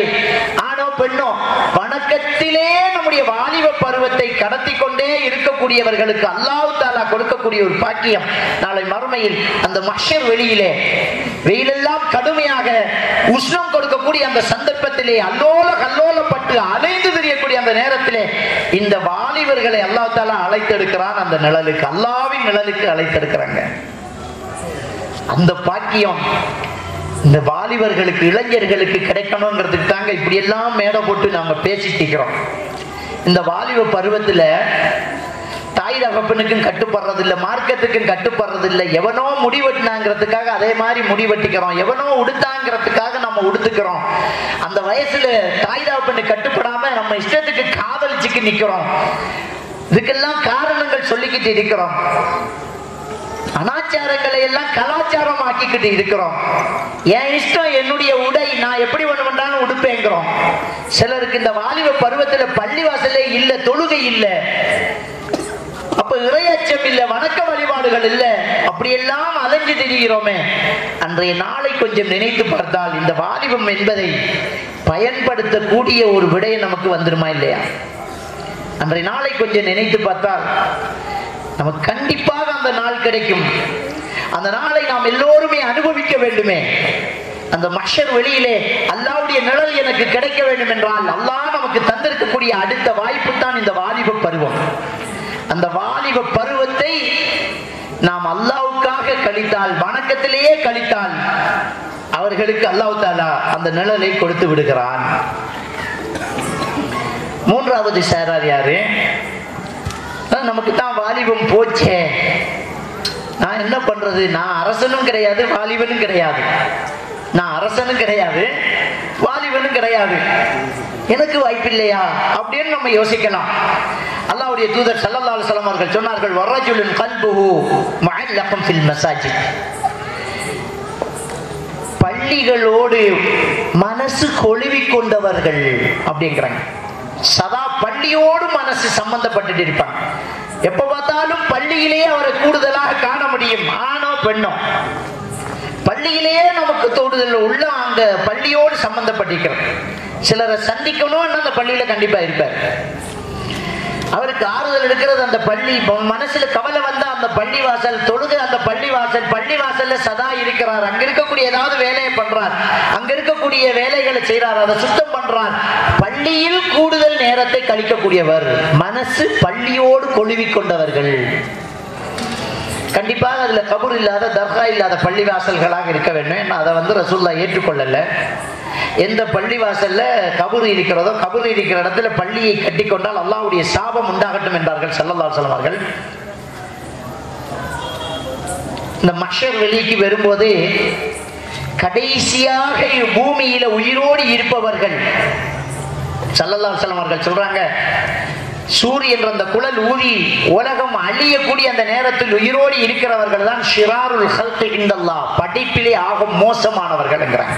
ரெண்டு பேரை சொல்றாங்க. அல்லாஹ்விடத்தில் படைப்பால் மோசமான கேடு கட்டவர்கள் ரெண்டு சாரார். ஒன்று சூர் ஊதப்படும் போது உயிரோடு இருப்பவர்கள். ஏன்னா கடைசியா சூர் ஊதுறதுக்கு முன்னால மூமின்கள் அல்லாஹ் என்று சொன்னவர்கள் எல்லாம் ஒரு காற்று வீசும், அப்படியே மௌத்தாயிடுவாங்க, இயற்கை மரணத்தை அப்படியே அடைஞ்சிருவாங்க. அப்படியே சூரியன் கொண்டு வரப்பட்டு மலைகள் பஞ்சு பஞ்சாக பறந்து ரொம்ப ஒரு அனர்த்தம் ஏற்பட்டு அல்லோல கல்லோலப்பட்டு சின்ன பின்னப்பட்டு செத்து போகக்கூடிய அந்த மக்கள் கெட்டவர்கள். அவர்களில் அல்லாஹ் என்று சொன்னவர்கள் யாருமே இருக்க மாட்டார்கள். இது ஒரு சாரார். ஷிராருல் ஹல்கி இன்தல்லாஹ் என்று ஸல்லல்லாஹு அலைஹி வஸல்லம் அவர்கள் கெட்டவர்கள் ரெண்டு சாரார். ஒன்று பூமியை அழியும் போது இருப்பவர்கள், இன்னொன்று கபறுகள் இருக்கக்கூடிய பள்ளி இடங்களிலே பள்ளியை எடுத்துக்கொண்டவர்கள் அப்படிங்கிறான். கபறுகள் இருக்கக்கூடிய இடத்துல பள்ளி எடுத்துட்டு அதுல போய் அல்லாஹ் வணங்குறைய அவன் கெட்டவன். அதனால பள்ளியோடு தொடர்பு பட்டால் அது கபறு இருந்து ஜியாரத்து நடக்கக்கூடிய இடங்களாக இருக்கக்கூடாது. அல்லாஹ்வை தொழ வேண்டிய ஒரு பள்ளி. அல்லாவோடு வேறு யாரையும் பிரார்த்தனை செய்யாது. அல்லாவை அழைக்கக்கூடிய இடம் அது. வெளியிலையும் அல்லாவோடு இன்னொருத்தரை அழைக்க கூடாது. இது பள்ளிக்குள்ளேயே கபரை கொண்டே வச்சு அவர்கிட்ட போய் பிரார்த்தனை செய்யறாங்க, தப்பு. அதை பள்ளியா நம்ம எடுக்க முடியாது. பள்ளி வாசல் என்றால் அதுல உருவப்படம் இருக்காது, சிலைகள் இருக்காது, கபறுகள் இருக்காது, நட்டி வச்ச சிலையும் இருக்காது, வளர்த்தாட்டி போட்ட சிலையும் இருக்காது, படுக்க வச்ச சிலையும் இருக்காது. அல்லாஹ் மட்டும்தான் அங்க வணங்கப்படுவான். அந்த பள்ளி வாசலில் உள்ளம் கொழுவி கொண்டவர் அவர், அந்த அரசியல் நல்லவர். அதுக்கு வயசு இல்லை கிடையாது, நம்மளே செஞ்சிடலாமே. நம்ம கூடுதலா பள்ளியோடு தொடர்பா இருந்தால் கண்டிப்பாக அது கிடைக்கும் அந்த பாக்கியம். அதுல இந்த பள்ளியில சிலர் கடமையாற்றுவாங்க, அவங்களுக்கு முடியும். அதை தூக்கி எறிஞ்சிட்டு வெளியில ஒரு மதிய கடை வைக்க முடியும். இல்ல நான் இதுல பாங்கு சொல்லிக்கிட்டு தான் இருப்பேன், நான் அந்த கடமை ஆற்றுவேன். அவங்களை யாரும் நிர்வாகிகள் இதை காட்டி அவங்க போய் ஒரு பள்ளியினுடைய எச்சில கூட துப்புரவு பண்ணிட்டு தொடச்சுக்கிட்டு ஹவுல்ல தண்ணியை சரியா பார்த்துக்கிட்டு, டாய்லெட்டை கழுவிக்கிட்டு, பள்ளியை துப்புரவு பண்ணிட்டு, பள்ளியிலேயே படுத்துக்கிட்டு, டைமு கழுவி பாங்கு சொல்லிக்கிட்டு, பள்ளியிலேயே தான் அவங்க வாழ்க்கை மனசு. அப்ப இவர்களெல்லாம் அந்த மனசு பள்ளியோடு கொழுவி கொண்டவர்கள். பெரிய பாக்கியம். அல்லாஹ் தஆலா அவருக்கு மறுமையில அந்த நிழல் அல்லாஹ் தஆலா அழைச்சிக்குவான் பாருங்க. பெருமானார் ஸல்லல்லாஹு அலைஹி வஸல்லம் அவர்கள் அவருடைய பள்ளிவாசல்ல அடிக்கடி ஒரு பெண்மணி துப்புரவு செஞ்சுட்டு இருப்பாங்க. அதை கிளீன் பண்ணிட்டு துப்புரவு பண்ணிட்டு இருப்பாங்க. அதை கவனிக்கிறாங்க. ஒரு நாள் கேட்கிறாங்க, எங்க அந்த பிள்ளைய காணலையே, அந்த பெண்ணை காணலையே, எங்கப்பா இந்த பள்ளியை துப்புரவு செய்திருக்கிற பெண்ணை காணலையேங்கிறாங்க. யார சூழல்லாம் இரவு மரணிச்சுட்டாங்க, நீங்க தூக்கத்தில் இருந்தீங்க, உங்களை தூக்கத்தை கெடுக்க கூடாதுன்னு அடக்கம் பண்ணிட்டோன்றாங்க. பெருமானார் ஸல்லல்லாஹு அலைஹி வஸல்லம் அவர்கள் அந்த கபரு எங்க இருக்குதுன்னு நீ காட்டுங்கன்னு அடக்கம் செய்யப்பட்ட அந்த இடத்துல பெருமானார் ஸல்லல்லாஹு அலைஹி வஸல்லம் அவர்கள் போய் மறுபடியும் அந்த ஜனாசாவுக்காக ஜனாசா தொழுகிறாங்க. அது நபிக்கு ஸல்லல்லாஹு அலைஹி வஸல்லம் அவர்களுக்கு மட்டும் அனுமதிக்கப்பட்ட விட வேற யாருக்கும் கிடையாது. ஏன்னா அந்த ஹதீஸிலேயே வருது. ஸல்லல்லாஹு அலைஹி வஸல்லம் அவர்கள் சொன்னார்கள், நான் உயிரோடு இருக்கும்போது என்னுடைய தோழர்கள் மரணித்தால் என்னிட்ட சொல்லாம அடக்கம் செய்யாதீர்கள், காரணம் என்னுடைய தொழுகை அவருடைய கபருக்கு வெளிச்சமாகும் என்கிறார். அது அவருடைய தொழுகை தான், அது இன்னொருத்தர் தொழுகை கிடையாது. ஒருத்தருக்கு தொழுகை நடந்துட்டு இருந்தா இன்னொரு தடவை தொழுகை கிடையாது. ராயிபான ஜனாசான்னு தொழுவாங்கல்ல, வெளிநாட்டுல மௌத்தாயி அங்கேயும் அடக்கம் செஞ்சிருப்பாங்க, தொழுகை நடத்திருப்பாங்க. இங்க ஜும்மா பிறகு நம்ம சகோதரர் அமெரிக்காவில் மரணிச்சுட்டாரு, ஜனாசா ராயிபான ஜனாசா நில்லுங்கன்றாங்க. துவா செய்யலாம், ஒரு தொழுகை உண்டு தான். நஜ்ஜாசி மன்னனுக்கு தொழுதார்களே, அது அவருக்கு தொழுகையே நடக்கல. நஜ்ஜாசி மன்னன் மரணிச்சுட்டாரு, அவர் கிறிஸ்தவ முறைப்படியே அடக்கம் செஞ்சுட்டாங்க. ஸல்லல்லாஹு அலைஹி வஸல்லம் அவர்களுக்கு வஹி வருது, மக்களை எல்லாம் நிறுத்தி தொழுகை நடத்தினாங்க. அது தொழுகையே நடக்காம ஒன்று நடந்தால் தொழுகை நடத்தலாம். காயிபான ஜனாசா நடந்ததுக்கு கிடையாது. ஆனா ஸல்லல்லாஹு அலைஹி வஸல்லம் அவர்களுக்கு மட்டும் அனுமதி. பெருமானார் ஸல்லல்லாஹு அலைஹி வஸல்லம் அவர்கள் என்ன செய்றாங்கன்னு சொன்னால், அந்த பெண்மணிக்காக ஜனாசா தொழுகையை நடத்துறாங்க. சொல்றாங்க, என்னுடைய தொழுகை அவருடைய கபருக்கு வெளிச்சம் அப்படிங்கிற. பள்ளியோடு தொடர்பா இருக்கிறது, பெண்களும் இருந்துதான் இருக்கிறாங்க அப்படிங்கிறத நாம் என்ன செய்யணும், பார்க்கணும். அன்புக்குரிய அருமை சகோதரர்களே, அடுத்த விஷயத்தை பாருங்க. அடுத்த சாரார் யார் அப்படின்னு சொன்னா, நபிகள் நாயகம் ஸல்லல்லாஹு அலைஹி வஸல்லம் அவர்கள் சொல்றாங்க, வர்ரஜுலானி தஹாப்பா ஃபில்லாஹ் இஜ்தமஆ அலைஹி வதஃபர்ரகா அலைஹி. ரெண்டு பேர் அல்லாஹ்வுக்காக நேசித்துக் கொண்டார்கள், அல்லாஹ்வுடைய விஷயத்திலேயே அவர்கள் சேர்ந்து, அல்லாஹ்வுடைய விஷயத்திலேயே அவர்கள் பிரிந்து கொண்டார்கள். அப்படிப்பட்ட அந்த நட்புக்கு அல்லாஹ் தஆலா கொடுக்கிறான், அந்த நிழலை கொடுக்கிறான். சுப்ஹானல்லாஹ். இது வணக்கத்தோட சம்பந்தப்படாத ஒரு நேசத்தோட சம்பந்தப்பட்டது. அல்லாஹ்வுக்காக நேசிக்கிறது, அல்லாஹ்வுக்காக நேசிக்கிறாங்க, அல்லாஹ்வுக்காக ஒன்று செய்யறாங்க, அல்லாஹ்வுக்காக பிரிகிறாங்க. வேற எந்த நோக்கமுமே கிடையாது. அப்ப நேசம் யார் மேல வைக்கணும்? நான் ஒரு பெண்ணை நேசிக்கிறேன், அல்லாஹ்வுக்காக நேசிக்கிற நிலை கிடைக்கும்னு சொல்லக்கூடாது. அது அல்லாஹ்வுக்காக வராது. நபிகள் நாயகம் ஸல்லல்லாஹு அலைஹி வஸல்லம் அவர்கள் சொன்னார்கள், ஒரு ஆணும் பெண்ணும் தனிச்சிருந்தால் மூன்றாவது ஷைத்தான் என்றார்கள். அப்ப அல்லாஹ்வுக்காக வேண்டி அஜ்னபியான ஒரு பெண்ணை நேசிக்கலாமா? அல்லாஹ்வுக்காக நேசிக்கிறேன், அல்லாஹ்வுக்காக நேசிக்கிறேன் அப்படின்னு சொல்லி ஒரு அஜ்னபியான ஒரு ஆணை நேசிக்கலாமா? சிலர் லவ் பண்ணிக்கிட்டு புனிதமா வேற செஞ்சுக்கிட்டு இருக்கிறது. எங்களுக்குள்ள எல்லாம் அந்த ஆபாசமான பேச்செல்லாம் கிடையாது. நாங்க எப்ப பார்த்தாலும் அவரு என்னட்ட கோப்பால் தஹஜ்ஜுத் தொழுதியாண்டு, நான் அவர்கிட்ட கேட்பேன், இன்னைக்கு தொழுதுங்களா, ஜமாத்தோட தொழுதுங்களாண்டு. அவர் ஒரு நாள் ஜமாத்தோட தொழாட்டி ஒரு நாளைக்கு நான் பேச மாட்டேன். இது அல்லாஹ்வுக்காக. என்னதான் செஞ்சாலும் அது ஹராமே. சில பெண்களை கொண்டுக்கிட்டுவாங்க, காதலிச்சுட்டா, போன்ல மாட்டிக்கிட்டா, பேரண்ட்ஸ் வந்து ரொம்ப அவங்கள கம்பல் பண்ணி எவ்வளவு பேசினாலும் அவன் விட மாட்டேங்கிறான். கூப்பிட்டு வச்சு ஏமா விட மாட்டேன்னு பேசினா ஒரு விஷயம் சொல்லுவான். அது வந்து நான் ஆரம்பத்திலேயே நாங்க ரெண்டு பேரும் சத்தியம் பண்ணிக்கிட்டோம், அல்லாஹ் மேல. மலையே இடிஞ்சு போனாலும், வானம் கீழே விழுந்தாலும், பூமி பிளந்து போனாலும், குடும்பத்தில் யாரும் எதிர்த்தாலும் அல்லாஹ் மீது ஆணையாக நான் உன்னை பிரிய மாட்டேன்னு சத்தியம் கொடுத்துட்டேன். அல்லாஹ்க்கு மாறு செய்யலாமா? செஞ்சதே அல்லாஹ்க்கு மாறு, அதுல சத்தியம் பாரு. சொல்லுவாங்க, அந்த ஊராட கோழிய அறுத்து அடுத்தவனுக்கு விருந்து கொடுத்தாங்க. விருந்து கொடுக்கிற ஒரு நன்மைக்கு கோழியை களவெடுக்கிறாதா? நீ சந்திச்சுக்கிட்டதே தப்பு, அதுல சத்தியம் பெற, அந்த சத்தியம் செல்லுபடியாகாது. அல்லாஹ்வுக்கு மாறு செய்வதில் சத்தியம் செய்தால் அந்த சத்தியம் செல்லுபடியாக. நிறைய இளைஞர்கள் யுவதிகள் இதுக்கு சத்தியம் பெற வச்சுக்கிறாங்க. அல்லாஹ் மீது ஆணையாக பிரிய மாட்டோம். இப்ப எப்படி பிரிகிறது? நீ செய்த நான் சத்தியம் பண்ணிட்டோம், அல்லாஹ் மீது ஆணையாக என்ன நடந்தாலும் சாராயம் குடிக்கிறதா என்ன செய்யற? சத்தியம் பண்ணிட்டதுக்காக குடிக்கிறான்னு குடிக்கலாமா? அதை விட மோசங்க ஒரு ஆளோட நீங்க பழகுறது, ஒரு அந்நிய பெண்ணோடு பழகுவது அதை விட மோசம். அது விபச்சாரம். அதுல இது ஒரு வகை. அப்ப அந்த நேசம் கிடையாது. ஒரு ஆண் இன்னொரு ஆண் நேற்றுங்க என்ன சந்திக்கிறதுக்கு கேரளாவில இருந்து 2 பேர் வராங்க. வெறும் போன்ல என்னுடைய வீடியோ பார்த்து பயான பார்த்து நான் இந்தியாவுக்கு வந்திருக்கேன்னு சொன்னோன்னே ரொம்ப ஆச்சரியம் வந்துச்சுங்க. வந்தவர் நோம்போட காலையில வந்து இறங்கி நோம்போடையே பின்னரம் வலிக்கிட்டாரு. வந்தவர் ஒரு பச்சை தண்ணி குடிக்கல, முழு வேற எந்த கொடுக்கல் வாங்கல் என்னட்டு ஏதாவது எடுக்கணும் கொடுக்க நேரடியா பார்த்துட்டு போகணும்னு வந்தோம். அண்ணனும் தம்பி 2 பேர் கேரளாவில இருந்து ட்ரெயின் பிடிச்சி இப்ப காலையில மெசேஜ் வைக்கிறாரு, போய் சேர்ந்துட்டோன்ட்டு. முர்ஷித் மௌலவி சொன்னார் ரூம்ல பேசிட்டு இருக்கும் போது, நீங்க செய்திருக்கிற ஒரு இபாதத் என்றார் அவருக்கு. நீங்க செய்திருக்கிறது ஒரு இபாதத். ரசூலுல்லாஹி ஸல்லல்லாஹு அலைஹி வஸல்லம் அவர்கள் சொன்னார்கள், எந்த ஒரு கடன் கொடுக்கல் வாங்கல் இல்லாமலும் சொந்த பிரச்சனை எதுவும் இல்லாமலும் தன்னுடைய நண்பரை தூர இடத்தில் இருக்கக்கூடிய ஒருவர் பார்க்க சென்றால் அல்லாஹ் அவருக்கு ஒரு மலக்கை சாட்டி விடுகிறான். போய் திரும்பி வரும் வரைக்கும் துஆ செஞ்சுட்டே இருப்பாங்க.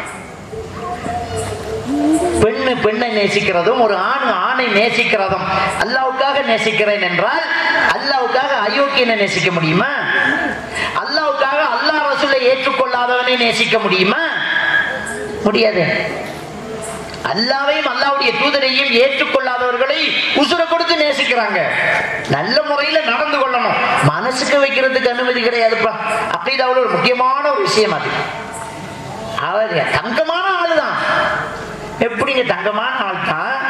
உன்னுடைய தாயையும் தந்தையும் கண்டபடி ஒருத்தன் திட்டுறான், தோல்ல கை போட்டுக்கு போவையா? கூப்பிட்டு விருந்து வைப்பையா?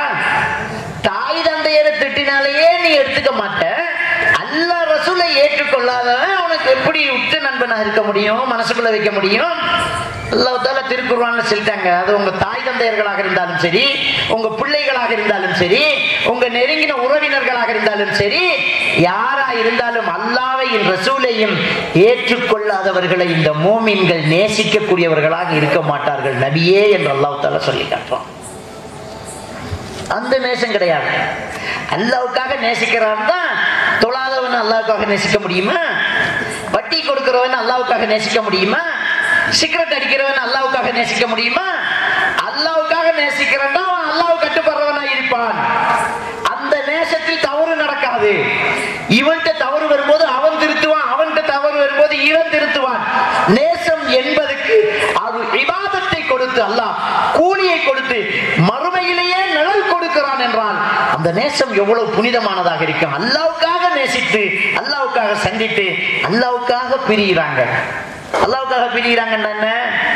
அல்லாஹ்வுக்காக நேசிச்சேன், தப்பு பண்ற, சொல்லி பார்க்கிறேன், கேட்கல, இதுக்கு மேல நம்ம உங்களோட பேசுறது இல்லை, அல்லாஹ்வுக்காக நான் பிரிஞ்சு போறப்ப என்கிட்ட பேசாத, முடிஞ்சு போச்சு. அல்லாஹ்வுக்காக பிரிவான். அப்படிப்பட்ட அந்த நேசம் காட்டக்கூடிய 2 பேரும் நிழலில் ஒதுங்குவார்கள். அல்லாஹ் தஆலா எடுத்துக்குவான். 4 முடிஞ்சா 5வது பெருமானா ஸல்லல்லாஹு அலைஹி வஸல்லம் அவர்கள் சொன்னார்கள், வர்ரஜுலுன் தஅத்துஹு இம்ராஅத்துன் ذات منصب وجمال فقال اني اخاف الله. ஒரு அழகான உயர்ந்த வம்சத்தை சேர்ந்த ஒரு பெண்மணி ஒரு ஆணை தவறான ஒரு நடத்தைக்கு அழைக்கிறாள். அப்போது அவன் வாய்ப்புகள் இருக்கிறது, அல்லாஹ் பயப்படுறேன் ஒதுங்குகிறான். இதுவே பெண்களுக்கு ஒரு அழகான ஒரு இளைஞன், ஒரு அழகான ஒரு ஆண், ஒரு நல்ல குலத்தை சேர்ந்தவன், அவன் தவறான ஒரு விஷயத்துக்கு நம்மை அழைக்கிறான். சந்தர்ப்பம் சரியா இருக்கிறது, யாருமே பார்க்கறதுக்கான வாய்ப்பு இல்லை, எப்படி இது வெளியில வராது, ஆனாலும் அல்லாஹ்வை பயப்படுகிறாள். இவங்களுக்கு அல்லாஹ் தஆலா அந்த நிழலை கொடுக்கிறான். சுப்ஹானல்லாஹ். இது இன்னைக்கு நிறையவே நடந்துகிட்டு இருக்குதுங்க. நிறைய நடந்துகிட்டு இருக்குது. எல்லா இடத்துலையும் நிறைய நடந்துகிட்டு இருக்கு. தவறு பண்ணிட்டோம், தப்பு பண்ணிட்டோம், அழுகுறாங்க, போன் பண்ணி அழுகுறாங்க. பெண்கள் வந்து சொல்றாங்க, அல்லாஹ் என்ன மன்னிப்பானா சார், என்னம்மா தவறு செஞ்சிட்டேன். சந்தர்ப்ப சூழ்நிலைகள் ஒருவரை தவறு செய்ய தூண்டி விடுகிறார். சந்தர்ப்ப சூழ்நிலைகள். அப்ப சந்தர்ப்ப சூழ்நிலைகள் இருந்தும் தவறு செய்யாமல் இருக்கிறான் என்றால் அல்லாஹ்வுடைய அச்சம் அவருக்கு இருக்கிறது. தேவை இருக்கிறது, உடலில் அந்த தேவை இருக்கிறது, சந்தர்ப்ப சூழ்நிலைகளும் அமைந்து விட்டது, மிகவும் அழகான ஒரு அற்புதமான ஒரு வாய்ப்பும் கிடைச்சிருக்கிறது. அப்ப தேவை இருந்தும் வாய்ப்பு கிடைத்தும் யாருமே கண்டுக்க மாட்டாங்க, தண்டனை இருக்காது, சமாளிச்சிடலாம், நல்ல வாய்ப்பு என்ற ஒரு தருணம் இருந்தும் அல்லாஹ் பார்த்துட்டு இருக்கிறாங்கிற அந்த நினைவு வருது இல்ல, கூப்பிட்டு எடுத்துருவா. நான் பார்த்துட்டு இருந்தேன்னு தானே விட்டேன், வா இந்த நிழலுக்கு. அந்த கடுமையான அந்த அனர்த்தத்தில் அந்த மனுஷனுக்கு, அந்த பெண்ணுக்கோ ஆணுக்கோ அல்லாஹ் தஆலா அந்த நிழலை கொடுக்குறாங்க, அந்த நிழலை கொடுக்குறான். நபிகள் நாயகம் ஸல்லல்லாஹு அலைஹி வஸல்லம் அவர்கள் சொன்னார்கள், அந்த குகையில் ஒதுங்கிய 3 நபர்களை சொன்னாங்கல்ல, அவங்க குகை ஒரு 3 பேர் போறாங்க, ஒரு மலைக்காக வேண்டி குகைக்குள்ள ஒதுங்கினாங்க. ஒரு கல்லு உருண்டு வந்து அந்த வாசலை அடைச்சிட்டுங்க. 3 பேரும் சேர்ந்து அசைக்க முடியாத பெரிய கல்லு. அவங்க முடிவெடுத்துட்டாங்க, நம்மளால இதை அசைக்க முடியாது, அல்லாவா பார்த்து இதை விலக்கி விட்டாதான், இல்லாட்டி உள்ளதான் தண்ணி இல்லாம சாப்பாடு இல்லாம அப்படியே பெய்திருவோம். 3 பேரும் துவா கேட்போம், அல்லாஹ் கிட்ட கேட்டுருவான்ட்டு 3 பேரும் அவர்கள் செய்த நன்மைகளை சொல்லி, ஒவ்வொருத்தரும் அவர் செஞ்ச நன்மையை சொல்லி துவா கேட்கிறார். ஒருத்தர் அவர் ஒரு பாவத்திலிருந்து தப்பினத்தை வச்சு துவா கேட்கிறார், அந்த அல்லாஹ் கல்ல விளக்கிறான். அவர் என்ன செய்யறார், ஒரு பெண்ணை நெருங்குகிறார், அவளும் சம்மதிக்கிறாள். அந்த பெண்ணை நெருங்கும் போது அந்த பெண்ணு சொல்றாள், அல்லாஹ் பயந்து பயந்து. அப்ப ரொம்ப சிரமப்பட்டு எதிர்பார்த்து காத்திருந்து திட்டம் தீட்டி அந்த சந்தர்ப்பத்தை வர வைத்ததாக அந்த ஹதீஸ்ல வருது. அது விவரமா சொன்னா இன்னும் நேரம் போகும். அப்ப அவரே திட்டம் தீட்டி அந்த சந்தர்ப்பத்தை உருவாக்கி ரொம்ப ஆசைப்பட்டு அந்த பெண்ணிடம் நெருங்கும் போது அந்த பெண் சொல்றாள், அல்லாஹ் பயந்துக்கோன்னு. அல்லாஹ்விடத்தில் துஆ கேட்கிறார், யா அல்லாஹ், அந்த இடத்தில் நான் உன்னை பயந்தேன், அந்த தவறில் இருந்து நான் விலகினேன், உனக்காகத்தான் இதை செய்தேன், இதிலிருந்து என்னை காப்பாற்றி விடு யா அல்லாஹ் என்கிறார். அந்த கல்லு முழுசாக வெளியிறங்குகிறது. அவங்க அங்கிருந்து வெளியில வராங்க என்று ஸல்லல்லாஹு அலைஹி வஸல்லம் அவர்கள் சொல்லி காட்டுறாங்க. சுப்ஹானல்லாஹ். எனக்கு அந்த வாய்ப்பு இருந்தும் அல்லாஹ்வை பயந்து அதை தூக்கி எறிந்து விட்டால் அல்லாஹ் தஆலா அவனுடைய நிழலை கொடுக்கிறான். 5வது சாராரா பிச்சா. அடுத்தது யாரு, وَرَجُلٌ تَصَدَّقَ بِصَدَقَةٍ وَأَخْفَاهَا حَتَّى لَا تَعْلَمُ شِمَالُهُ مَا تُنْفِقُ يَمِينُهُ. ஒரு மனுஷன் தர்மம் செய்கிறான், அவன் செய்யக்கூடிய தர்மத்தை அவன் மறைத்து செய்கிறான், வலது கொடுப்பதை இடது அறியாதபடி என்று நபிகள் நாயகம் ஸல்லல்லாஹு அலைஹி வஸல்லம் சொல்றாங்க. தர்மத்துக்கு இருக்கிற வாய்ப்பு பாத்தீங்களா? இந்த தர்மம் செய்யறதுக்கு பெரிய வசதி எல்லாம் தேவையில்லை. நபிகள் பெருமானா ஸல்லல்லாஹு அலைஹி வஸல்லம் அவர்கள் பெண்களுக்கு உரை நிகழ்த்தும் போது என்ன சொன்னார்கள், வத்தகுன்னார் வலவ் பிஷக்கி தம்ரின். நான் பார்த்தேன், ஈச்சம்பழத்தை கிழித்து எடுக்கக்கூடியதான் ஒரு பாதி. ஈச்சம்பழத்துல ஒரு பாதியை கிழிச்சு கொடுத்தாவது நரகத்தில் இருந்து பாதுகாப்பு பெற்றுக் கொள்ளுங்க பெண்களே என்பார்கள். அதுக்கெல்லாம் அவ்வளவு பெரிய நரகத்திலிருந்து ஒரு ஈச்சம்பழத்துண்டால தப்பிச்சுக்கலாமா என்று கேட்டால் தர்மம் அவ்வளவு பலமானதுங்க. அதை எவ்வளவுக்கு சீக்கிரட்டா ரகசியமா நம்ம கொடுக்க முடியுமோ அவ்வளவுக்கு அது பெரிய ஒரு பாக்கியத்தை தரக்கூடியதாக அது இருக்கும்.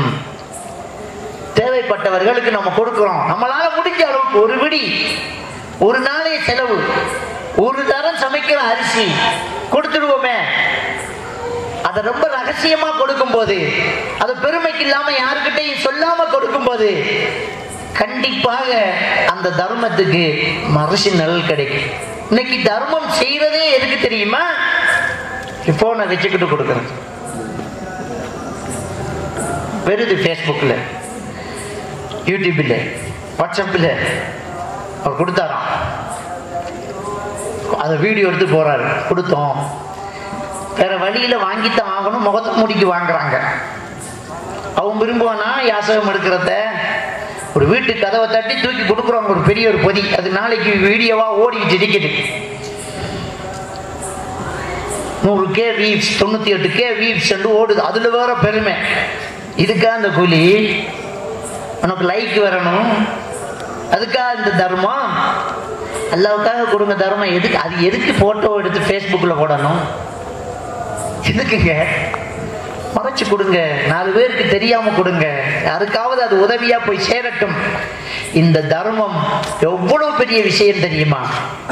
மறுமையில் அந்த நிழலை கொண்டு வந்து சேர்க்கும். அதுக்கெல்லாம் பெரிய வசதியா இருக்கணும்ன்றது இல்லை, நம்ம கிட்ட இருக்கிறதுல கொடுக்கிறது. சிலருடைய மரணத்துக்கு பிறகுதான் தெரிய வரும் இவரால் எவ்வளவு குடும்பம் வாழ்ந்துகிட்டு இருக்குது அப்படின்றோம். அது வரைக்கும் தெரியாது, பொண்டாட்டிக்கே தெரியாதுங்க. சிலர் மரணிச்சதுக்கு பிறகு அவங்க வீட்டுக்கு வந்து வந்து சொல்லிட்டு போறாங்க, உங்க மாப்பிள்ளை தாங்க எங்களுக்கு அதை செஞ்சு தந்தது, இவ்வளவு நாளா எங்களுக்கு எல்லாம் செஞ்ச, என் பிள்ளோட படிப்பு செலவு எடுத்திருந்தார். அப்பதான் அவருக்கு தெரியும், அந்த மனுஷன் இவ்வளவுக்கு தர்மம் செஞ்சிருக்கிறாரா அப்படின்னு. அவ்வளவு பேர் வாழ்ந்துகிட்டு இருக்கிறாங்க, தர்மம் நடக்குது. மாஷா அல்லாஹ், தர்மங்கள் செய்யறாங்க. போட்டுட்டு இந்த நகையை கலட்டி கொடுக்குறாங்க நம்ம பெண்கள். அல்ஹம்துலில்லாஹ், அல்ஹம்துலில்லாஹ். அல்லாஹ் தஆலா அதுக்கு அந்த மஹ்ஷர்ல நிழல் தருவான். இன்னொரு மனுஷன் கஷ்டப்படுறான், ஒரு ரொம்ப தேவையா இருக்குது, ஒரு ஏழை வீட்டுல அடுப்பெரியலைங்கிறதுக்காக வேண்டி இருக்கிறத கலட்டி கொடுக்குற அந்த பண்பு இருக்கிற, இருக்கிறதுல கொஞ்சம் காசு எடுத்து கொடுக்குற பண்பு இருக்கிற, கண்டிப்பாக அல்லாஹ் தஆலா அந்த நிழலை கொடுத்துருவான். அப்ப எவ்வளவு ஒரு இக்கட்டான ஒரு சூழ்நிலையிலும் தர்மம் செய்யக்கூடியது ஒரு சொர்க்கவாதிகளுக்குரிய அடையாளம் அப்படிங்கிறத ஆல இம்ரானினுடைய 134 வசனத்திலேயே நம்ம பார்த்தோம். الذين ينفقون في السراء والضراء என்று அல்லாஹ் தஆலா சொல்லி காட்டுறான்.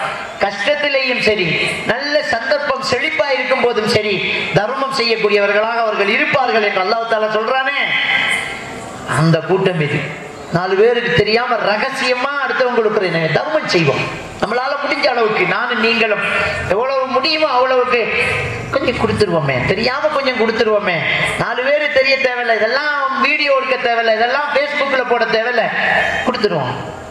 அல்லாஹ்வுக்காக கை நீட்டி கொடுத்துருவோம். கண்டிப்பாக இந்த தர்மம் அந்த நிழலை நமக்கு பெற்றுத்தரும். இப்ப 7வது சாராருங்க, இது எல்லாரும் செஞ்சு அந்த நிழலை பெற்றுக்கொள்ளக்கூடிய ஒரு வாய்ப்பு. சுப்ஹானல்லாஹ்.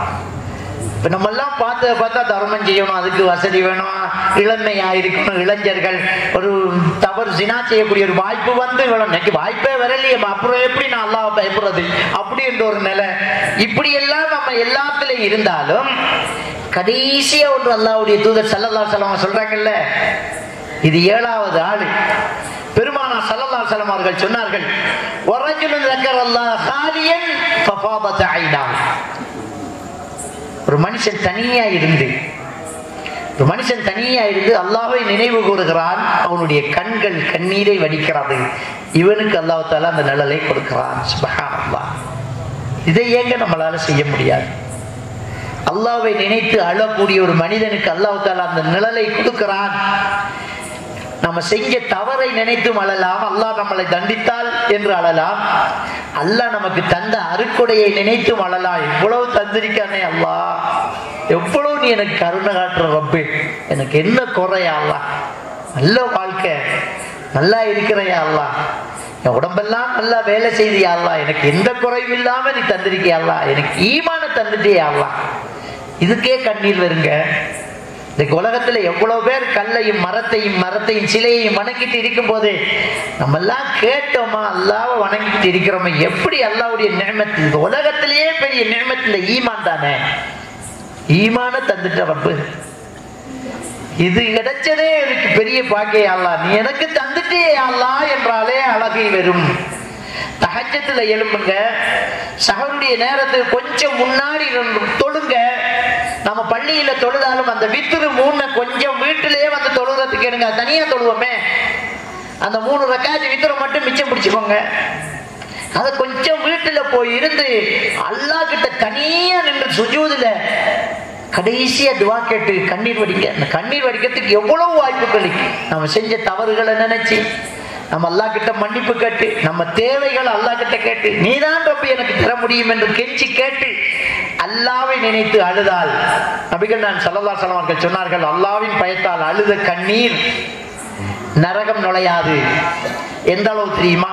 பால் மடியில் இருந்து கறந்த பால் மீண்டும் அந்த மடிக்கு எப்படி போக முடியாதோ அப்படி அவர் நரகம் நுழைய மாட்டார். வெளியே வந்தாச்சு. ஆட்டுல பால் கறக்கிறோம், மாட்டுல பால் கறக்கிறோம், கூடி போச்சுன்னு மிச்சத்தை அனுப்ப முடியுமா? வந்ததுதான். அல்லாஹ்வின் பயத்தால் அழுத கண்ணீர் நரகம் நுழையாது. பால் மடியில் இருந்து கறந்த பால் வந்ததை போன்று அவர் வந்துட்டாருங்கிறாங்க. இந்த அதித பாருங்க, அல்லாஹ்வை நினைத்து ஒரு மனிதர்